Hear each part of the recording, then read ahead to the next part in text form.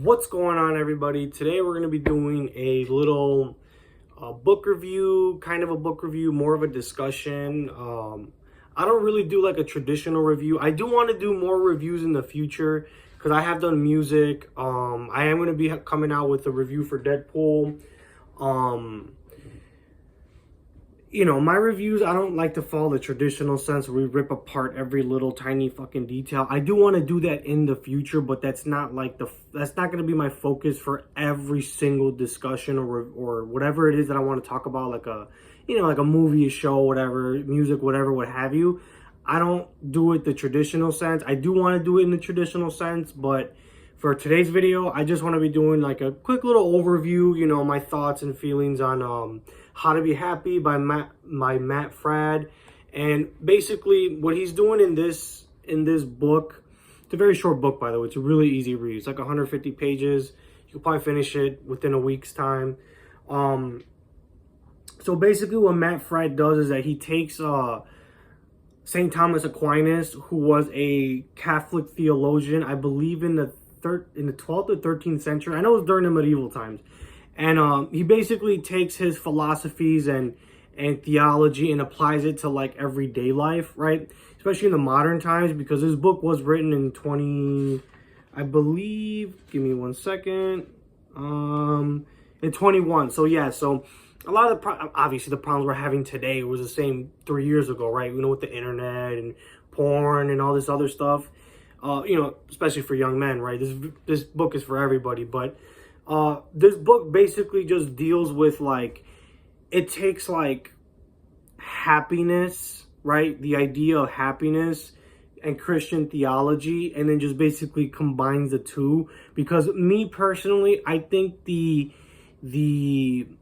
Christian definition of love and happiness is a more, maybe not accurate, but is the truest form of love and happiness. Because when you look at Stoic philosophy, because I've read Meditations by Marcus Aurelius, I haven't read Epictetus, but when you look at Stoic philosophy, it's basically yeah, life is gonna suck, but you don't have to get all crazy about it sometimes, right?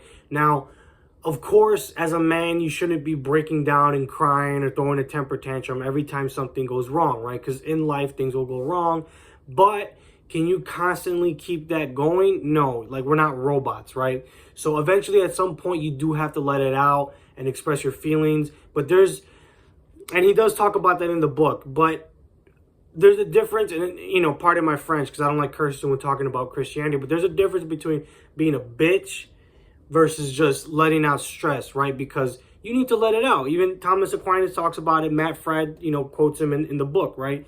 Where you do need to let it out sometimes. And I feel like Stoic philosophy is a great form of philosophy. It does help. I think it is helpful, not just for men, but women, but everybody. I think everybody can learn from Stoicism.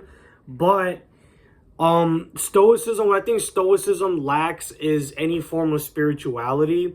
Now, it's funny because Marcus Aurelius in Meditations does talk about giving glory to the gods, obviously the Roman pagan gods.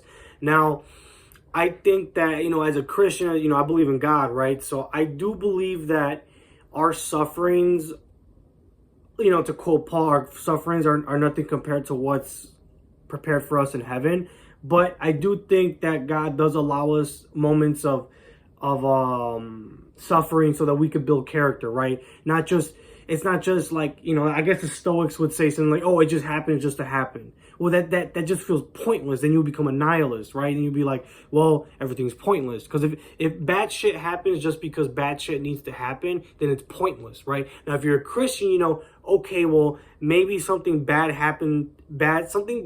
happening to me because maybe I fucked up, or maybe if it's something out of your control, then you can say, well, maybe God's trying to show me something, right? Now, this book really does touch on a lot of those subjects of, dealing with hedonism, concupiscence, greed, consumerism, because we all think from a secular point of view, we always say, oh, happiness, just do what makes you happy and that's it. Well, from a secular point of view, yeah, do what makes you happy, but you're just gonna keep chasing that same feeling. Like if you're collecting, and not that there's anything wrong with being a collector of anything, but let's say you collect, I don't know, maybe coins, right? Maybe you're a coin collector, or you're a comic book collector, or something like that, right? Or a gym shoe collector, right?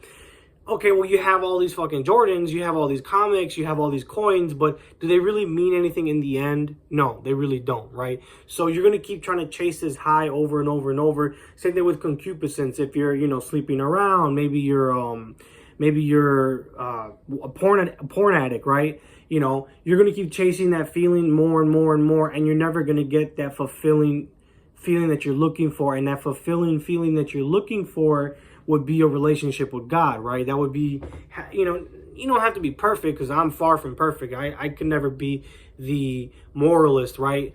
But I will recognize that, yes, I do think having a relationship with God would probably be better than just living your life without it, right? Without a relationship with God. I do think that is a lot better. Obviously, like I said, none of us are going to be perfect, but sometimes you do need to fall on your face, right? Now, yeah, so he does talk about does sin make us happy, which again is all the things I mentioned earlier, which is hedonism, concupiscence, which is lust, greed, being angry all the time, all like trying to get revenge, basically, right? That's the form of anger, right? Will that make us happy? Probably not, right? What else does he talk about? So then he goes on to talk about what will make us happy, right? So one of the key things that he talks about in the third section, what will make us happy, is virtue, not virtue, rather moral muscles, which basically means you have to get into the practice, right? You need to start practicing that routine, basically. Like, for example, if you're a porn addict, right? Don't go on the internet, right? Or not go on the internet, but you could delete your Facebook and Instagram, right? Or, let's say you're fat, right? You don't have to eat that second fucking cupcake or whatever it is, right? You don't have to eat that. Just discipline yourself. Even drinking, because people think gluttony is just eating. No, it could be drinking. Hey, instead of having a whole 12-pack, just have 3 or 4, right? You don't have to drink the whole entire 12-pack. Just have 3 or 4, right? He talks about faith, hope, courage. Those are all important things, of course. Grounding our happiness, basically just keeping that repetition so that nothing can come and hit you in life that will shake your happiness, right? Whatever that definition is, right? Now, one thing about this book is that this book, it's not marketed as like a self-help book, but I think this has to be the best self-help book. I'm going to label it as that anyways, but I think it has to be the best self-help book on like happiness, because every book on happiness is literally just some bullshit scam artist, and it almost feels like they don't even really care about your happiness in a way, right? All these other self-help books on being happy and self-improvement, and it's not that there's no place for that in society or in the world, or as a Christian or as a Muslim or whatever, but I don't think endlessly reading self-help books and psychology books and self-improvement books is ever going to fix your life, right? So I mean, yes, ultimately, yeah, the Bible is the ultimate, right? Is the ultimate source of knowledge. But I do think if you are interested in reading a book on happiness, right, this is a great book to read, because Matt Frad is building off of St. Thomas Aquinas. And I mean, I don't know how to, I mean, maybe I can't find the exact words, but it doesn't feel like I'm being scammed, right?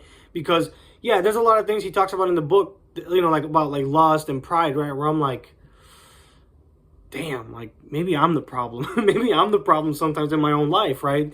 And that's what I like about this book, is that yes, it will make you question, or not question, it will make you take a hard look in the mirror and start questioning your own motives, your own desires, or whatever, what have you, right? That's what I like about this book. And yeah, I mean, it's a really good book. I highly recommend you guys get it. It's like 15, 20 bucks on Amazon. I highly recommend it. It's only 150 pages. And yeah, I mean, like I said, this is a really good book if you want, if you want to learn about like Christian virtue, right? If you want to learn about Christian virtue, this is an excellent book to start with. Yeah, Matt Frad is a Catholic podcaster. He does Pints with Aquinas. That's the name of his show. And like I said, it's a really good book. You guys should check it out. It will make you look in the mirror. That's kind of something that I do like about like Catholicism and Orthodoxy, is that their rules to living a Christian life is really, how do I say this? It's almost, not almost, it is hard. It's really hard. When you follow a lot of like these Orthodox dudes or these Catholic guys, they're very, like, they follow a very strict life. And that's something that I do hate and love. And I actually do want to make a video on that in the future. So I guess that'll be like a follow-up to this one. Basically just talking about like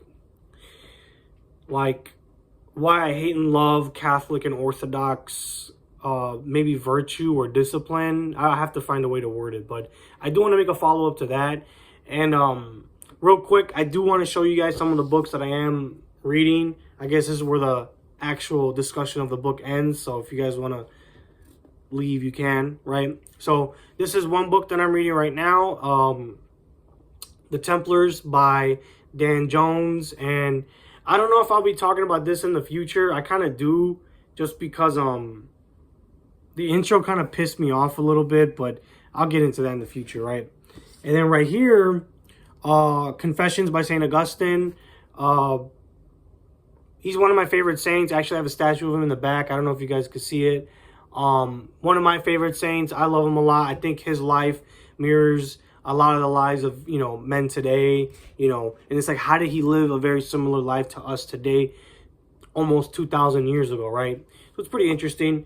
And then I'm reading The Laws of Human Nature by Robert Greene. Now, I do like this book, but his style is a little tiresome because, like, I'll pick up the book and I'll read a lot of it, and then I drop a lot of it. I'm on Elevate Your Perspective. I don't know what chapter that is, but yeah, I'm on this one. I pick it up and I drop it a lot just because, I mean, it's like, I'm on like page 200 something, right? Oh, almost 200. But I would be like more than halfway through one of his regular books.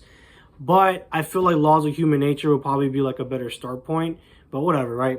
And then I got this big behemoth, right? The ESV Study Bible.